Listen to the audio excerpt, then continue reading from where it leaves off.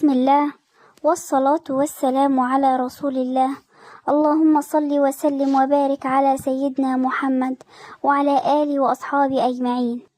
تعالوا هنتكلم عن الأم اللي يوم بتبقى هادية ويوم بتبقى عصبية. الأم اللي يوم تبقى هادية وطيبة وحنونة، وتاني يوم تصحى مش طايقة صوت، زعيق، ضرب، عصبية.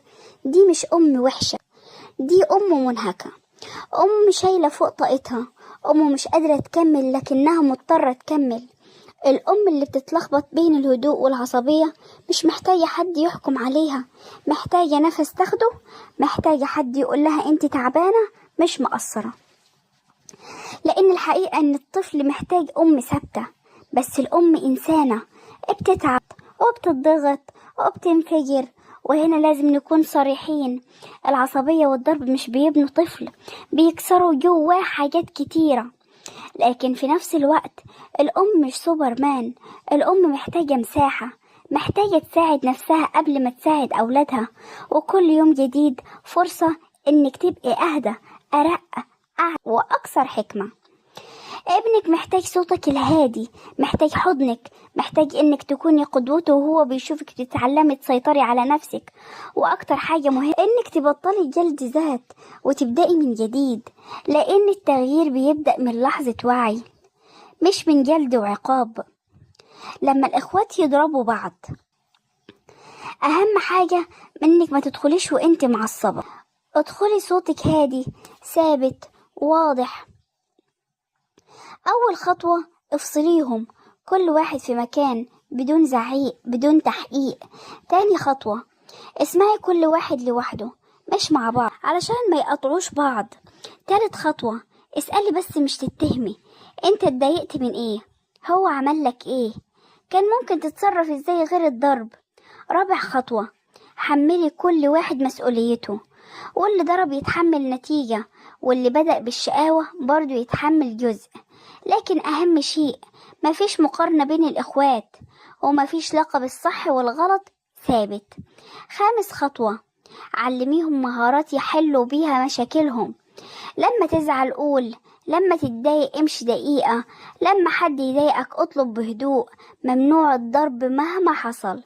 سادس خطوة اعملي قاعدة واضحة في الضرب خط أحمر، اللي يضرب يقعد وقت راحة دقيقة لكل سنة من عمره. وسابع خطوة لما حد يجي يشتكي من أخوه اسمعي، لكن ما تتدخليش تحكمي فورا. اسألي تحب نحلها مع بعض ولا تحلوها بنفسكم؟ ده بيعلمهم تحمل المسؤولية بدل الاعتماد عليكي في كل مشكلة.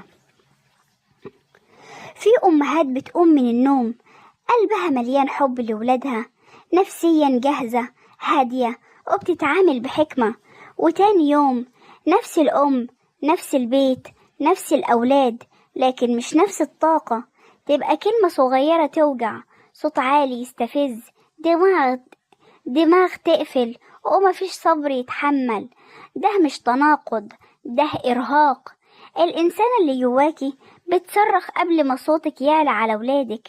المشكلة مش في الأم، المشكلة في الحمل، المشكلة في الحمل اللي محدش شايفه، في المسؤولية اللي محدش بيسند فيها، في الوحدة اللي بتاكل من أعصابك كل يوم. الأم مش بتضرب الأم بتضرب لأنها مستنزفة، لكن التركيز هنا. العصبية مش هتغير الطفل، العصبية هتغيرك انتي، تخليكي تكرهي نفسك وتحسسك انك مقصرة. الحل الحقيقي يبدأ من اللحظة اللي تعترفي فيها أنا محتاجة أتعلم أسيطر على نفسي قبل ما أطلب من أولادي يسيطروا على نفسهم. ولما الأم تهدى البيت كله يهدى، ولما الأم تتنفس الولاد يعيشوا، ولما الأم تتوازن كل حاجة في حياتها تتعدل. مفيش أم كاملة، بس في أم بتحاول، ودي أعظم أم. الإخوات مش ملايكة، الإخوات بشر، وكل بيت طبيعي فيه خناق وصريخ وضرب وغيرة. لكن دور الأم مش إنها تطفي، دورها إنها تعلم ولادها ما يولعوش النار من أساسه. أول قاعدة مفيش تدخل وإنتي غضبانة، لأنك لو دخلتي بعصبية هتزودي الحرب مش هتهديها. تاني قاعدة اللي يجي يشتكي مش دايما المظلوم، ساعات المظلوم هو اللي ساكت. ثالث قاعدة علميهم ان الخلاف مش عيب، لكن طريقة الخلاف هي اللي تحدد الشخص ده هيطلع ازاي. قوليلهم ممنوع تضرب، ممنوع تهين، ممنوع تاخد حقك بإيدك، اتكلم، اطلب، امشي بعيد، استنى دقيقة.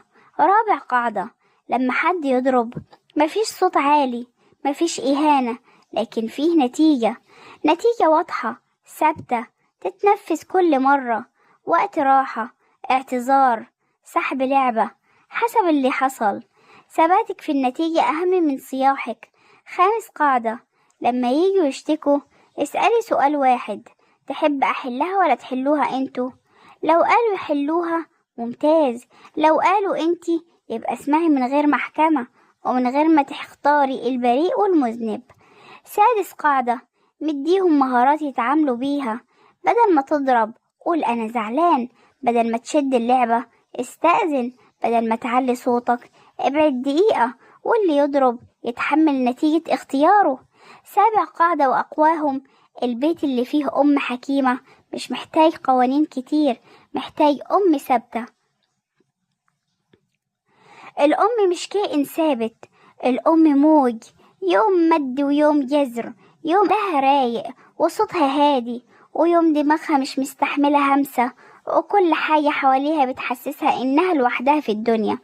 في أمهات بتفتكر إنهم فاشلين عشان بيتعصبوا، لكن الحقيقة اللي بيفشل هو اللي بيستسلم، أما اللي بيعترف بغلطه ويحاول يغير ده أقوى مليون مرة من الأم اللي بتمشي بخط مستقيم طول الوقت. انت مش محتاجة تبقي مثالية، انت محتاجة تبقي إنسانة واعية، تعرفي امتى تهدي، امتى تقفلي باب على نفسك دقيقة، امتى ترجعي تتعاملي بحنان.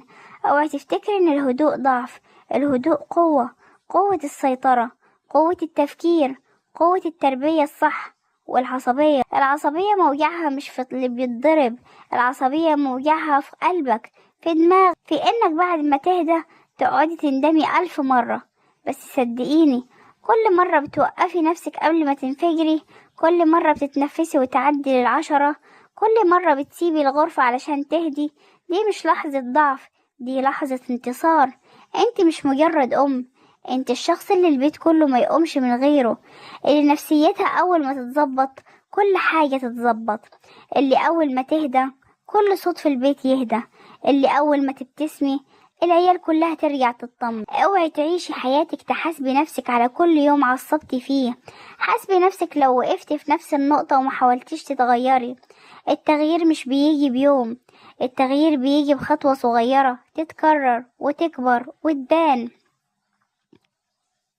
الخناق بين الإخوات مش معناه إنهم بيكرهوا بعض، الخناق معناه إنهم لسه مش عارفين يعبروا، لسه بيتعلموا، لسه بيكتشفوا بعض، لسه بيجربوا حدودهم وحدود غيرهم. دورك مش إنك تمنع الخناق 100%، ده مستحيل.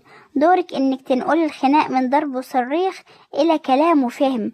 لما طفل يجي يشتكي ما تقولهوش أنت على طول مظلوم ولا أنت اللي غلطان، أكيد اسمعي الأول، لأن ساعات اللي ساكت هو اللي توجع أكتر، واللي بيصرخ هو اللي خايف، واللي ضرب هو أصغر واحد فيهم عقلا. ولما ما تعوديش تمنحي دور الضحية لحد ولا دور الشرير لحد، لأن أكبر غلط يعمل فجوة بينهم هو إن طفل يحس إنه دايما الغلطان وطفل يحس إنه دايما الصح. علمي ولادك 3 مهارات مهمة: التعبير عن الغضب، بدل ما يمد إيده يقول أنا متضايق سيبني لو سمحت. تاني حاجة احترام المساحة، لما أخوه يلعب ما يقتحمش عليه وما يشدش اللعبة من إيده. تالت حاجة حل المشكلة، اسأليهم ايه الحل اللي يرضيكم وخليهم يفكروا. لما طفل يحل مشكلة بنفسه بيتعلم قوة عمرها ما تيجي بالضرب. ولما يضرب حد خدي خطوة ثابتة، مش غضب مش صريخ، نتيجة واضحة تتكرر كل مرة لحد ما الطفل يفهم ان الاختيار ليه والنتيجة عليه. وقولي لهم دايما البيت ده مش ملعب حرب، البيت ده امان، اللي يدخل البيت ده لازم يحس انه محبوب. ولو في يوم اتخانقوا جامد اعملي جلسة بعد ما يهدوا، اتكلموا، اتصالحوا، خلي كل واحد يقول حاجة حلوة عن التاني. علميهم ان العلاقة مش خناقة، العلاقة بناء. وفي الاخر افتكري دايما ان التربية مش حرب، التربية رحلة فيها صبر وفيها غلط وفيها إعادة محاولة كل يوم. ولو في يوم ضعفت، في يوم تاني هتقدري، ولو في لحظة عليتي صوتك وفي لحظة تاني هتحضني وتصلحي. المهم انك ما توقفيش، ما تستسلميش، وكل مرة بتحاولي فيها كل مرة بتكبري. صلوا على النبي. اللهم صل وسلم وبارك على سيدنا محمد. لو حسيت ان الكلام ده لمس قلبك وشجعك وفتح جواكي باب نور، ياريت تدعمي القناة بالاشتراك وتعملي لايك علشان يوصلك لكل أم محتاجة كلمة تهديها وتقويها وتفكرها إنها مش من لوحدها في مشوار الأمومة. لا تنسوا الاشتراك في القناة والصلاة على النبي، وربنا يجعل بيوتكم كلها هدوء وسكينة ورضا. وإلى اللقاء إلى فيديو جديد إن شاء الله. مع السلامة.